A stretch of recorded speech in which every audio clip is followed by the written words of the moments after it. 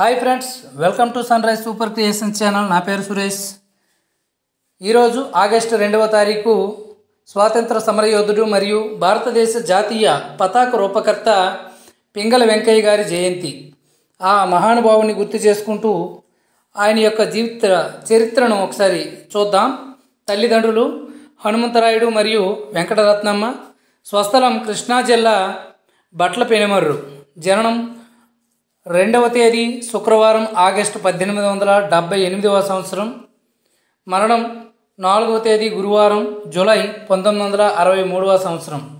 పింగళ వెంకయ్య గారు స్వాతంత్ర సమరయోధుడు మరియు భారతదేశ జాతీయ పతాక రూపకర్త. పింగళ వెంకయ్య ఆంధ్రప్రదేశ్ రాష్ట్రంలోని కృష్ణా జిల్లా మచిలీపట్నం సమీపాన ఉన్న ప్రస్తుత మొవ్వ మండలంలో బట్ల పెనుమర్రు గ్రామంలో హనుమంతరాయుడు మరియు వెంకటరత్నమ్మ దంపతులకు జన్మించారు. వెంకయ్య చిన్నప్పటి నుండే చాలా చురుకైన విద్యార్థి. ప్రాథమిక విద్య చెల్లపల్లిలోను మచిలీపట్నంలోని హిందూ ఉన్నత పాఠశాలలోనూ అభ్యసించారు.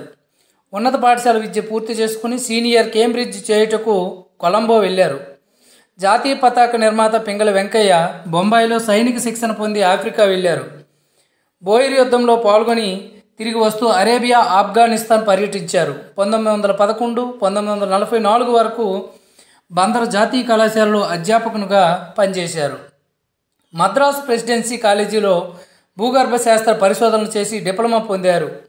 1924 నుండి 1944 వరకు నెల్లూరులో ఉండి మైకా గురించి పరిశోధన చేశారు.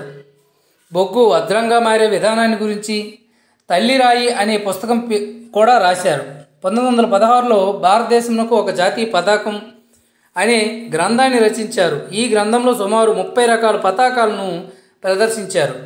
1921లో బెజవాడ అఖిల భారత జాతీయ కాంగ్రెస్ మహాసభలు జరిగినప్పుడు గాంధీజీ ఆదేశ అనుసారం త్రివర్ణ పతాకాన్ని రూపొందించారు పింగళ వెంకయ్య గారు.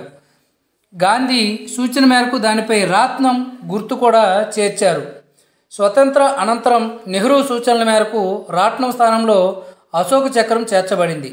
ఏప్రిల్ 13, 1936 నాటి యంగ్ ఇండియా పత్రికలో గాంధీజీ పింగళ వెంకయ్య గారిని ప్రత్యేకంగా ప్రశంసించారు. వృద్ధాప్యంలో ఆర్థిక బాధలు ఆయన్ని చుట్టుముట్టాయి. మిలిటరీలో పనిచేసినందుకు విజయవాడ చిట్టనగూరు ప్రభుత్వం ఇచ్చిన స్థలంలో ఆయన గుడిసి వేసుకుని దారిద్ర్య జీవితాన్ని గడపవలసి వచ్చింది. ఆయన ఏనాడు ఏ పదవిని ఆశించలేదు. కానీ ఆయన నిస్వార్థ సేవను ప్రభుత్వం గుర్తించకపోవడం విచారకరం. మన జాతికి ఒక కేతనాన్ని నిర్మించాడు పింగళ వెంకయ్య గారు. ఇతర దేశాలతో జాతీయ పతాక నిర్మాతలను ఆ ప్రభుత్వాలు ఎంతగానో గౌరవిస్తాయి. వారికి కావలసిన వసతులు ప్రభుత్వాలే ఉచితంగా సమకూరుస్తాయి. మన ప్రభుత్వం వెంకయ్యని గుర్తించకపోవడం శోచనీయం. జాతీయ పతాకాన్ని గురించి ప్రభుత్వం ప్రచురించిన పుస్తకంలో మన పతాక నిర్మాత ఒక తెలుగువాడు అని వ్రాసారే కానీ వెంకయ్య పేరును సూచించకపోవడం చాలా బాధాకరం. తెలుగువారు తమ వారిని గౌరవించడంలో ఏనాడు ముందంజ వేయలేదు. జీవితాంతం దేశం కోసం స్వాతంత్రం కొరకు పోరాడిన వెంకయ్య చివరి రోజుల్లో తిండికి కూడా మొహం వాచి నానా అగచాట్లు పడినట్టు త్రివేణి సంపాదకులు డాక్టర్ భావరాజు నరసింహారావు పేర్కొన్నారు. అంతిమ దిశలు విజయవాడలో డాక్టర్ కేఎల్ రావు, డాక్టర్ టీవీఎస్ చలపతిరావు, కాట్రగడ్డ శ్రీనివాసరావు మున్నగు పెద్దలు 15 జనవరి 1963 వెంకయ్యను సత్కరించి వారికి కొంత నిధిని అందించారు. ఆ సత్కారం తర్వాత 6 నెలలకే వెంకయ్య గారు దివంగతులయ్యారు.